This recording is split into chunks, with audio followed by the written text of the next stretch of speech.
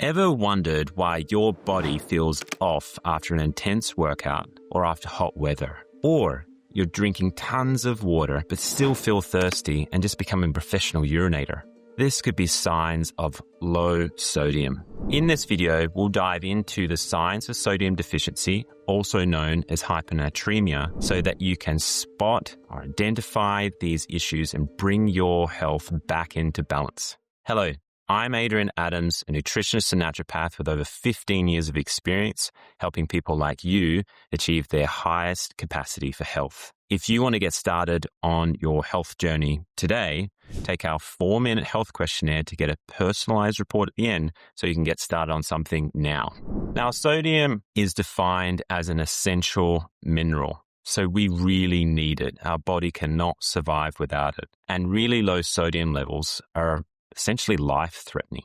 Hyponatremia is a reason you'll see a marathon runner stumbling around and then basically passing out at the end of the finish line. They haven't had enough sodium along with their water intake.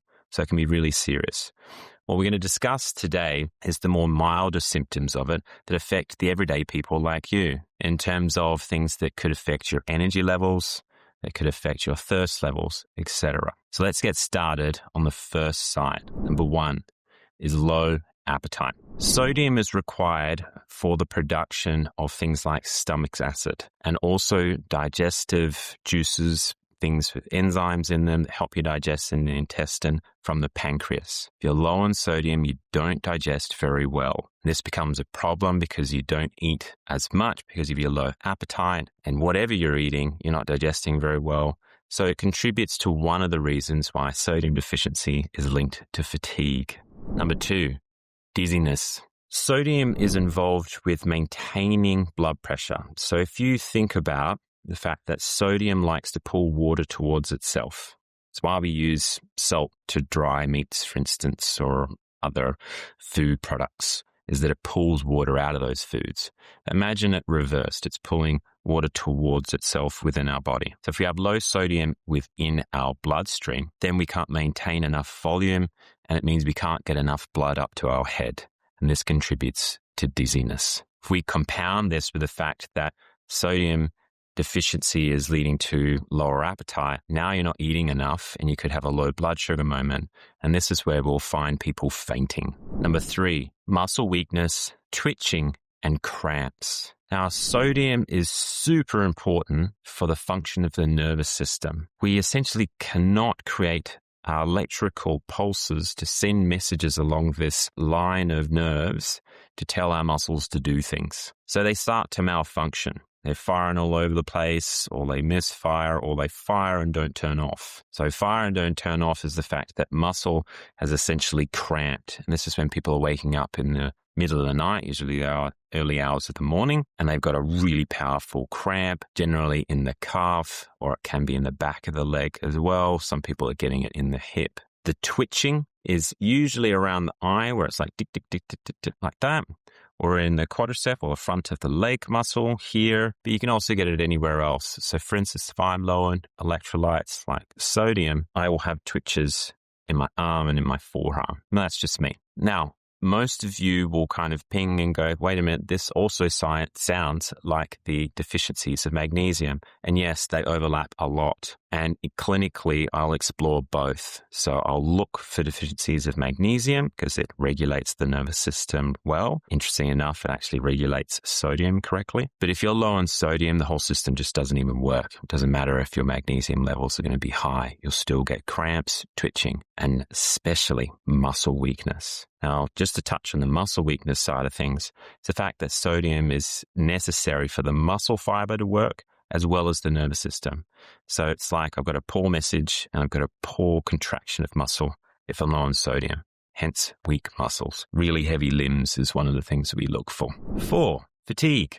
Now, this makes total sense. So if I ask one of my patients, what's your fatigue like? And they talk about it more in a physical sense, I'll immediately suspect sodium deficiencies due to the fact that it's so heavily involved in muscle contraction and strength.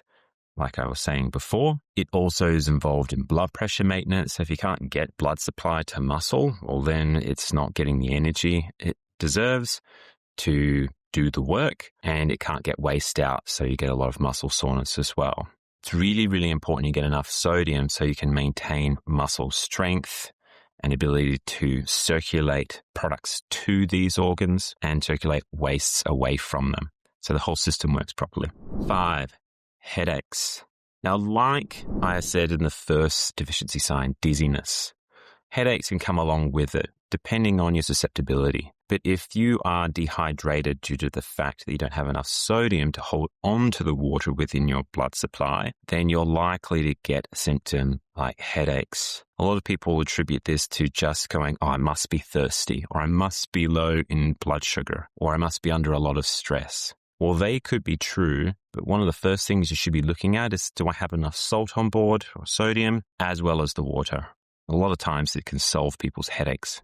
Now, number 6, poor heat tolerance. Like I alluded to in the introduction, if I've got one of my patients that will come to me and I'll say, look, I'm really not handling the summer this year. I just feel wiped out. I just want to have naps during the middle of the day. First thing I'll go to is, are they sodium deficient?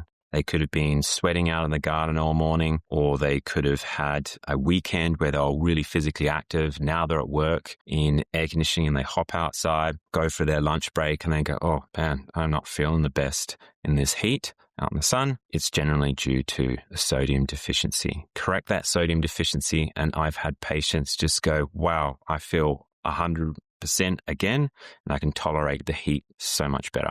Now, number 7, thirst and excess urination. So a lot of my patients will talk to me about, I'm drinking loads of water, I'm still thirsty, and I just seem to be urinating it out. But they keep doing it because they think it's really healthy for them. I should be drinking enough water, which is correct to a degree. However, it's one of those ones, if you keep doing the same thing and it's not giving you the best outcome, it's really good idea to review what you're doing. And a lot of times my patients are drinking too much water. They are almost washing all these minerals out of their body and becoming further and further lower in sodium. If they drank a little less water and got their sodium levels up, what we found was that they felt more hydrated, hence solved their thirst problem. And then also they stopped urinating so much. It's like the water went in and it hydrated them instead of going in and then going straight out. Now, if you're experiencing excessive thirst and excessive urination, make sure that your GP tests your blood sugars, because if you're just drinking loads of water and urinating a lot, it might not be anything to do with sodium deficiency. It actually might be the early signs of diabetes. So get that checked to make sure it's not that. Now, what is optimal sodium intake? It may surprise you that the majority of more modern studies are suggesting 3,000 to 5,000 milligrams of sodium per day, which is equivalent to 1.5 to 2.5 teaspoons of salt, is the ideal for an adult to be consuming. And this is essentially what we call a U-curve in risk. So less sodium that you have, you risk what I was saying earlier in this video of severe hyponatremia, which is life-threatening. So we get a lot more issues if someone's really low in sodium. And then we get a dip as people are consuming, or dip in risk. And this is in all causes of death or mortality. And we're going way down the bottom at this 1.5 to 2.5 teaspoons. So that's kind of your optimal intake. And then it tends to rise up a little bit each time you're consuming more and more salt or sodium in your dietary pattern. But it's much more risky to underdo your sodium, which is contrary to most people's education around salt, linking it to stroke and heart disease, and it's the worst thing in the world. If you're one of the people that are taking care of your health, which most of my audience is, and also most of my patients are, that's where you want to be looking at that you might be low on sodium, because all of your healthy food options you're consuming don't have added salt to them. So make sure you're check through these signs, explore whether extra sodium helps you. You might be surprised that you feel a lot better, you're stronger, you have more energy, you get rid of headaches, you're not dizzy anymore, your appetite improves and digestion improves, and you're not as thirsty. So give it a go. Let me know how you go down in the comments. If you want to know about some other deficiencies or other health issues that might be affecting you and bringing your health capacity down, just watch this video up here.